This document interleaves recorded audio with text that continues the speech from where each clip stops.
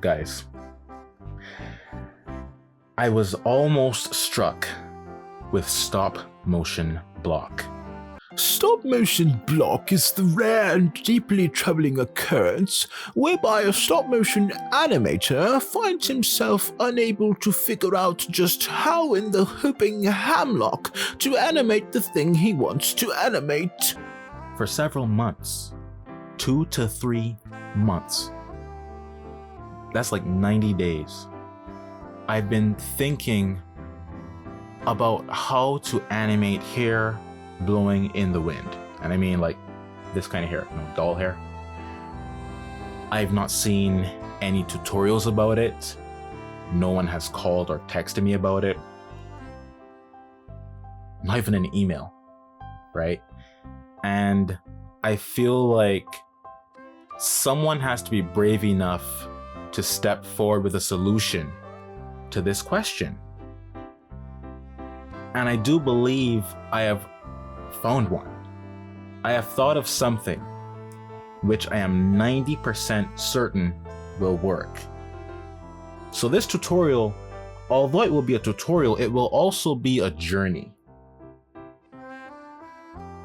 and somewhat of an experiment, because for the first time in YouTube history, as far as I'm aware, we are going to successfully, with stop motion, animate doll hair blowing in the wind. Let's try it.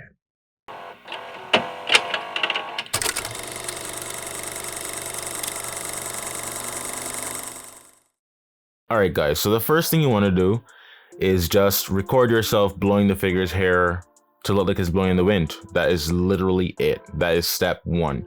You could use like a fan maybe. I had considered buying like a mini USB fan and having that just keep running to keep the figure's hair blowing, but I didn't feel like buying a fan at the moment, and I threw away my mini USB fan like a while ago, so I don't have one at the moment. I have a huge like fan, but that might probably blow the figure down, blow the board away, a whole bunch of stuff. So I figured it's better to just do this method. And it is a little taxing because I had to take very deep breaths to try to get longer footage, if you get what I mean. If you do a very short breath, then you won't have the hair blowing for very long. So I guess if you have very low lung capacity, this may not work for you, right? But this is what I decided to do. And I'm doing several takes so that at least one of them will hopefully be one that I really like. Okay, if you only do one take, then you only have one option, right? But if you do multiple takes, you can choose which one you like. And now we're gonna head over to Adobe Premiere Pro, where I will show you how to actually do the effect to make this look like stop motion, okay? All right, here we are, Premiere Pro. We're gonna drag that footage we just recorded onto the timeline, and we're basically gonna find the best take of all the takes we took just now. And I think this one is the best one. That's why I'm kind of hovering around it, making sure it looks how I want it to look. And I think it looks the best. So I'm just gonna like, basically crop the other takes out, isolate this one. Yep. Just drag like that. I'm gonna bring this to the front of the timeline, and I'm gonna start actually copying this multiple times so I can show you like 5 different frame rates that you can achieve with this technique. And of course, I think you can do whatever frame rate you want. I don't know if you can increase the frame rate, but you can definitely decrease it. And so I'm going to show you the original frame rate, 24 frames, 12 frames, 6 frames, and 3 frames. Okay, there's an effect in Adobe Premiere Pro called posterize time. That is what I'm going to drag and drop here onto the first one. And the second one, then I'm just gonna copy the others. Just copy it onto the others. It's much easier, much faster. Right click, copy, and then highlight those last 3. Right click, paste attributes, posterize time, click that, press OK. And now they all have that effect on them. Now the first one, I actually don't want that to have the effect, so I delete that. And then the second one will be 24 frames per second, as you see there. The third one, I'm gonna make that 12 frames per second. This one, I'm gonna make 6, and the last one is gonna be 3, okay? Now I'm gonna render this stuff after I put indicator text on there, just so you can visually see what frame rate is what. So this is 29.96. That's the original frame rate that the footage was recorded at. Make the text a little bigger and drag it into the corner over there, just for aesthetic purposes. All right. Yep, and then copy that. If you hold Alt, double click and drag and drop, you can just copy really quick in Premiere Pro. All right, so change that to 24. This one, 12. Then 6. I could just left the 6. All right, then 3. So that's a 2 for 24 too, but oh well. 3, okay. And I'm gonna render this, but it actually didn't render the 3 frames per second. You see, the rendering in Premiere Pro doesn't always work the best. Like sometimes even after you render the project, it will still show up blurry and pixelated and stuff like that. It's really hit or miss sometimes, but it works like 90% of the time, I would say. All right, so let's go. Let's press play. Yep. 24, 12, 6, 3. And I see the 3 got blurry there because it said it had rendered it, but for some reason it turned red. I don't know why. I'm gonna render that again and give you a final good look at it. All right, original frame rate, 24 frames, 12 frames, 6 frames, and 3 frames. You see, I think the 6 and the 3 really look like stop motion. And now I'm gonna edit this up and show you what it looks like as a final product with like sound effects and all that stuff. All right.